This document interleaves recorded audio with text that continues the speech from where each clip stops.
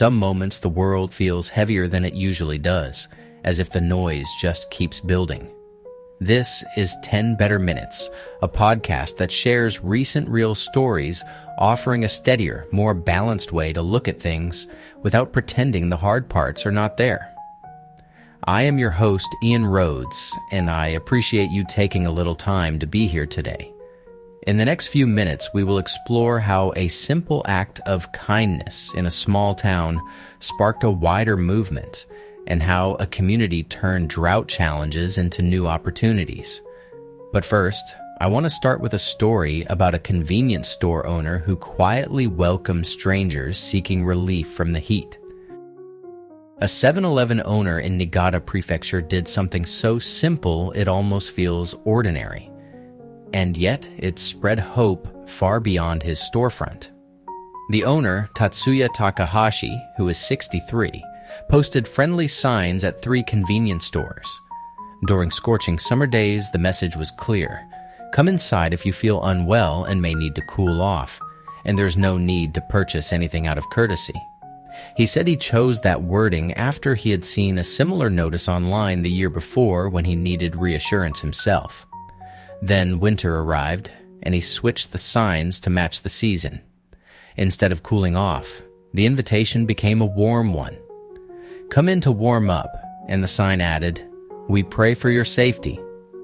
One of the most enthusiastic responses came near Ozumi parking area near Nagaoka, an area known for heavy snowfall and for truck drivers who often sleep in their cabs. What really got people talking was how the signs removed a barrier.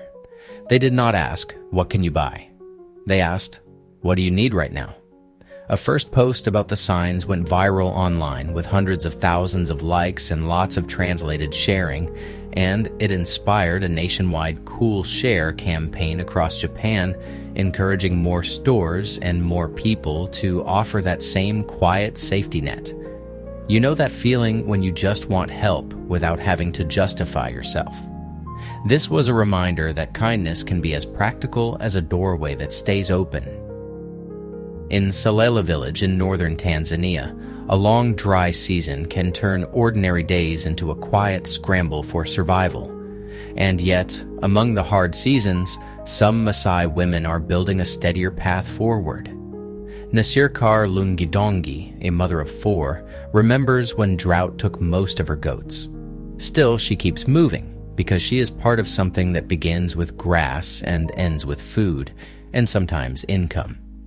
Through the Pastoral Women S Council, women lead grass seed banks and community fodder production, growing and harvesting drought-resistant pasture grass, including species such as Rhodes grass and buffalo grass. Then they sell seeds and hay bales, meeting demand that keeps coming when families need feed for their animals during the dry season. The scale of the effort is practical and organized. The Pastoral Women S Council, founded in 1997, works across 3 northeastern districts and established 10 major grass seed banks across 8 villages in Monduli and Longido. The article notes that Tanzania ministry data recorded 306,258 animals dying between September 2021 and January 2022, which makes the urgency behind this work feel real. In 2025, one seed bank earned 6.6 million Tanzanian shillings and sold 1,811 hay bales. For Nasirkar and others, that steadier income helps households improve, livestock stay fed, and the future feels a little less frightening. Not because drought disappears, but because resilience now has a name and a routine. There's something quietly wonderful about seeing a bold idea become shared proof. And when that idea is a father and son cycling around the world together, the payoff feels both remarkable and human. On March 29, 2025, George Kohler and his 23-year-old son, Josh, set off from near Norwich with a plan that sounded enormous and a teamwork promise that sounded even bigger. Over 14 months, they rode about 18,000 miles across Asia, Australia, South America, and Europe, turning long distance into a daily rhythm of cooperation. After about 400 days, they returned home and their journey earned Guinness World Record certificates for the fastest bicycle circumnavigation, the longest bicycle journey in the most countries visited in a continuous bicycle journey by a father and son. That is the public headline, but the private moments are what linger. One of those moments happened in remote Turkey. A shepherd noticed them and beckoned them over, and breakfast became a small celebration of connection. From a pot on a campfire, they shared eggs, bread, and cheese, while conversation did what miles cannot replace. What I love most is how records can still be tender. The day they saw friends and family they had not seen for years, the achievement became something you can hold in your heart, not just a certificate on a wall.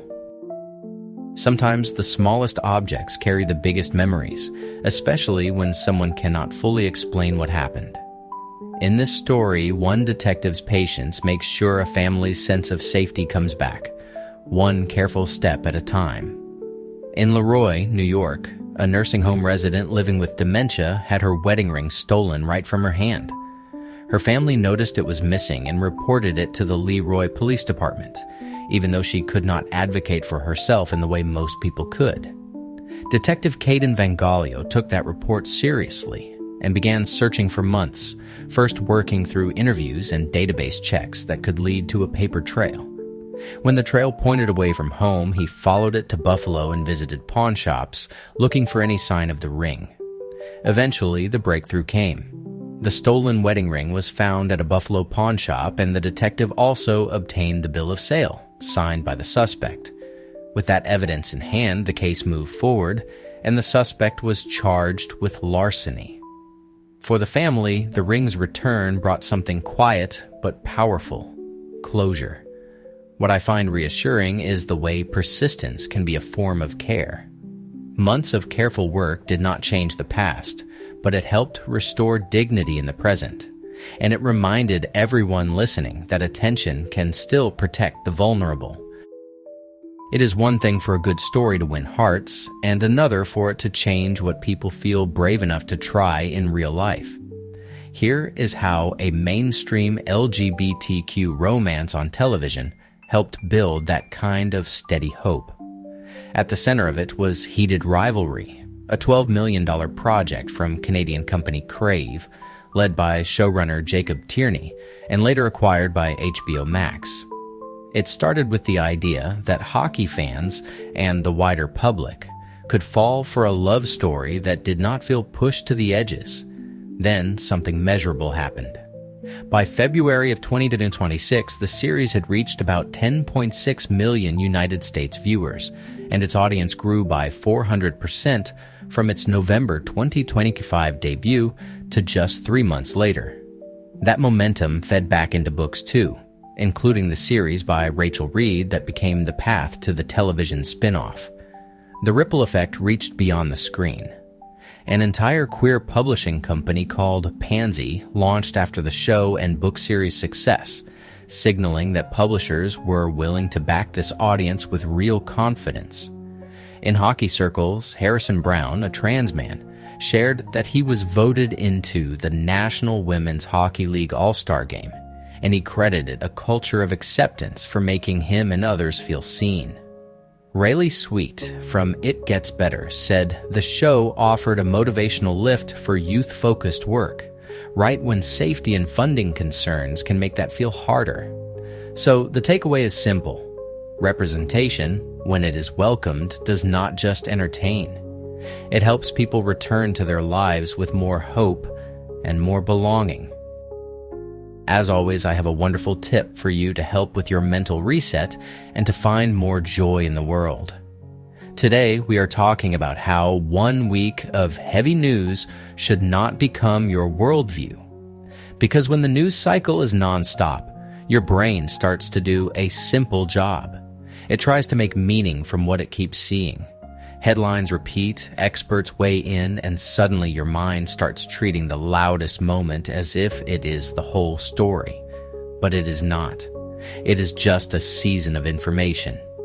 Here's a practical way to steady yourself. Pick a specific time to catch up, then stop at the end of that window. When new alerts hit, ask, Is this changing my real life today?